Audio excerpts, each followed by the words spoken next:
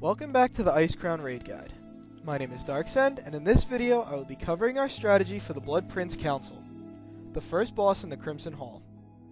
If you'd like more information, or would like to learn more about downloading this movie, click more info on the movie information box on YouTube to head directly to TankSpot. Also, be sure to subscribe by clicking the subscribe button to the right to be automatically notified as we release new movies. Finally, TankSpot donors can download all of these movies in high definition directly from our servers. Click the second link in the movie information box to learn more about this service. The Blood Prince encounter is not your typical council mechanic. Of the three princes, Volinar, Keleseth, and Tal'Daram, only Volinar will have any health at the beginning of the pull. Attacking either of the other two will not actually contribute to defeating the encounter. This is because of the Invocation of Blood. This ability both marks the target you need to actively be killing, as well as empowering that prince. Every prince has one ability that can be empowered. For Volinar, it is Shock Vortex. For Tal'Daram, it is Conjured Flame. And for Keleseth, it is Shadowlance. Shock Vortex will target a random raid member and cast a vortex on the ground under them.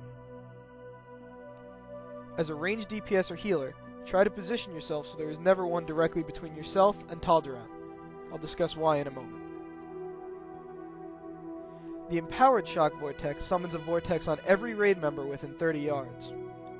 Because of this, ranged and healers need to either be spread out or more than 30 yards away from him. Melee need to begin running out as soon as it begins casting. Make sure to not all run out the same way, and have people run out to different distances to ensure they do not blow each other up. This version of the ability does not persist on the ground like the normal version. The empowered flame has stacks that must be siphoned off. Once it picks a target, have that person begin running away from the raid while everyone else stacks underneath the orb. It will flare everyone within 10 yards for 1k damage a second. This flare is what removes the stacks from the orb. Once enough flares have gone off, the orb detonating will do non-empowered damage. Should a full-strength orb go off, it will instantly kill everyone within 15 yards. This is why you do not want a vortex between you and Tal'Daram.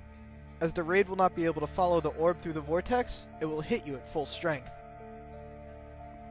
Keleseth never melees, but instead spams Shadowlance the entire fight. Because of this, we use a Warlock to tank him. We found it easiest to just have the lock pre-positioned in the back of the room, and have Keleseth MD'd to him.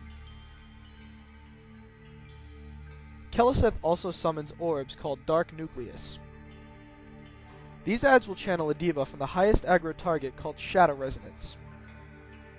It will deal minor periodic damage, but will reduce the shadow damage taken by the person by 35%. And it stacks. This is how you cancel the Empower. To be safe, our Warlock tank tried to always have 3 of them on him, but he usually had more. The catch is, they tick themselves out similar to collapsing stars on Algalon. The final ability in this encounter is the Kinetic Bomb. These bombs will float around the room, and at times there will be multiple up at once. If they hit the ground, they will explode and knock back everyone in the room for a decent distance. To keep them from hitting the ground, simply hit them with some form of direct damage, and it will fly back up.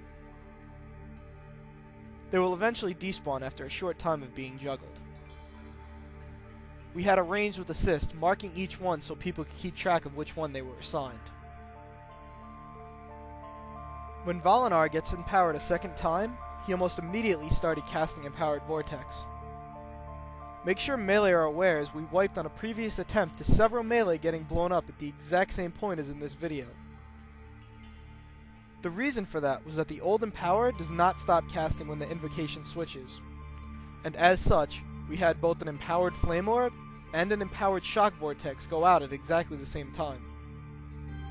This may be a bug with the encounter, but don't count on it. Be aware of this. Thanks for watching this movie.